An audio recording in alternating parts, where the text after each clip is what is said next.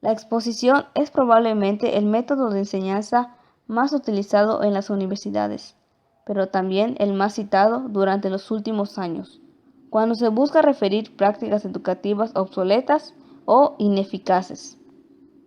Antiguamente, los profesores y los autores de texto utilizaban la exposición como recurso para la gente que no tenía acceso a sus escritos.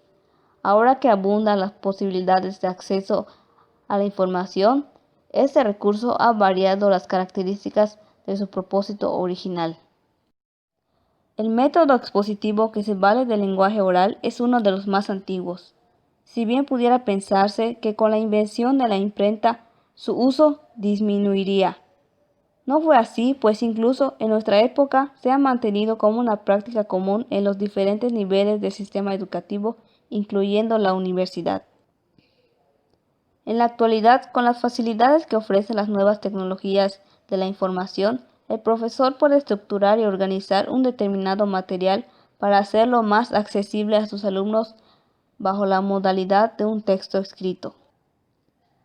En los últimos años, se ha venido haciendo mucho énfasis en la necesidad de alternar el uso de la exposición con otras técnicas didácticas. Incluso en una misma sesión de clase, es decir, se alude a la necesidad del manejo de exposiciones espaciadas, donde la exposición se da en segmentos. Se hacen pausas en puntos lógicos de la exposición, donde el profesor se dirige a los alumnos haciendo alguna pregunta o solicitando que lleven a cabo alguna actividad, para mantenerlos involucrados con el tema. De esta manera, la exposición puede resultar más dinámica. Esto permite, además de que los alumnos tengan tiempo para procesar y comprender el contenido manejado durante la exposición, los profesores, por su parte, tienen la oportunidad de darse cuenta si hay algo que no está quedando claro. La exposición se asocia directamente a una actividad realizada por el profesor, sin embargo, se debe tener en cuenta que también puede ser empleada por los alumnos o bien por alguna persona externa al grupo. Al organizar actividades de enseñanza y aprendizaje a partir de la técnica de la exposición, no es suficiente contar con una información adecuadamente estructurada. Para estimular a los alumnos también es necesario que ésta se presente de una manera dinámica. Para ello es importante tomar en cuenta ciertas habilidades de comunicación tales como la variación en la voz. Es preciso adecuar el volumen y la velocidad de la voz al tamaño del grupo y a las características físicas del contexto. Gestos y movimientos corporales. Es importante apoyar lo que se dice verbalmente con gestos y movimientos corporales que sean congruentes y enfaticen la información proporcionada.